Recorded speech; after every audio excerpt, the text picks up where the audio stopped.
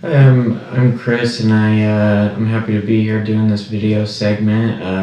I've known Robert for about 6 years now, and we met while I was in treatment, and he helped me along my journey. He was actually the first sponsor I ever had, and so he's been a part of my journey for most of my recovery time, and asked me to tell you guys a little bit about what I've been through and what it's like being in recovery.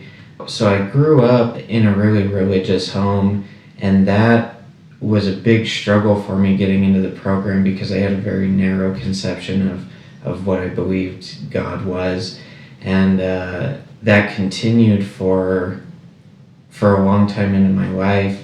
Really, when I got over it was when I was really willing to dive into the steps. I started drinking and drugging and doing the things that we do at a pretty young age, and I continued that for about 10 years. And I mean, my story is pretty similar to what most of you have probably been through.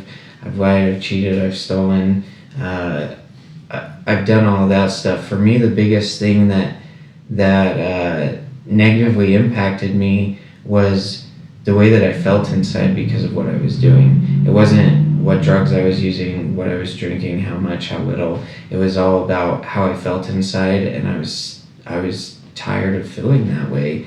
I spent, from the ages of 18 to 22, I spent that time going in and out of treatment centers, detoxes, jail, and it was a really rough, terrible 4 years, and I'm sure a lot of you can relate with the ups and downs of when you're drinking and drugging and trying to get sobriety, and then going back to it and trying to achieve oblivion with those.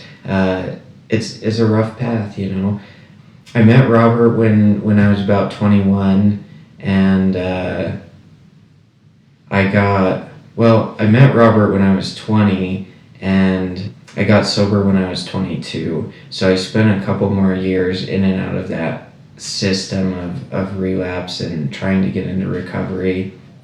And the last time that I got sober, what happened was I was in a sober living, and I decided to pick up again, and I spent about 2 weeks going through a cycle of a binge, really. And I remember being in a hotel room and just being suicidal and distraught.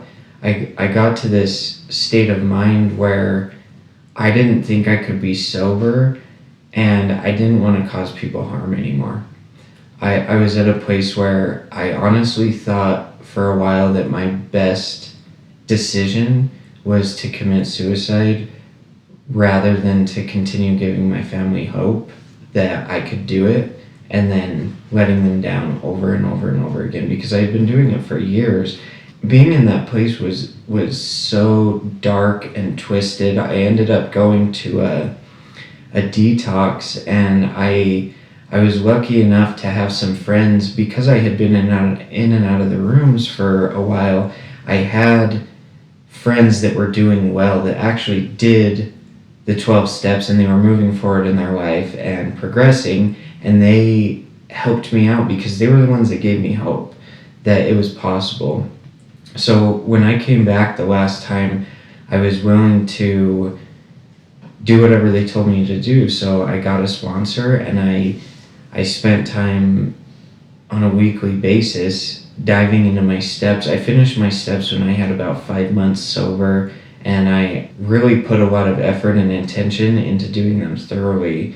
And I also I spent a lot of time doing service work, not out of that I thought it was a good idea. I did it because people forced me into it, to be honest. And the funny thing is now I still do a decent amount of service, and I do it because it brings me happiness, and it helps me connect with people in the program, and it helps bring me a sense of peace.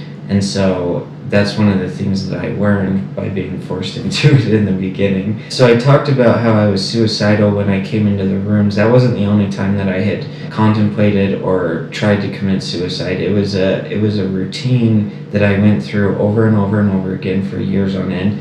And the crazy thing is I came into the program and I really started putting effort and intention into doing the right thing in recovery. And I remember within like 3 months, I was to this place where, from an outside perspective, my life didn't look that good. I was in legal trouble. I still had tattered relationships with friends and family, but I was at a place where I had peace in my life. And to have that quick of a transition gives you a perspective of faith that it does work, because that didn't happen to me. That's the only time I've ever experienced that in my life, and it was really big and eye-opening that something like that could happen so quickly. And I have a friend in the program. He always says, you get what you get out of the program, what you put into the program. And it's so true. By putting in, doing these small actions on a daily basis, I got so much out of the program. Like I got more than I deserve, really. Recovery's been an awesome ride to be able to be a good person and not feel like I'm harming people on a daily basis like I was back then, and causing wreckage and all of that. Another really eye-opening experience for me was I had about 6 months sober, and I had a really close friend that had a little bit more sobriety time than me. We had known each other from drinking days, even before drinking days, and I really struggled getting close friendships. And so it was nice that I had someone that I at least had a little bit of history with, but there was also a good influence at the time. Well, this person ended up going back out, and they ended up overdosing, dying. And just to backtrack a little bit, I had plenty of other friends that had overdosed and died or committed suicide, and my reaction every single time was to either drink or use drugs. It wasn't even a choice for me, it was a reaction, and that's what I did every single time. The crazy thing is when this happened, I was in a different place. I was working a program, and this is one of those things where you look back on and you're like, holy cow, things have made some, there's been some big changes in my life, but you don't recognize it at first. So when this happened, my first response was an utter disgust of drugs and alcohol. I was just in this attitude of like, I don't ever want to go back to that. This is the demise of my friend.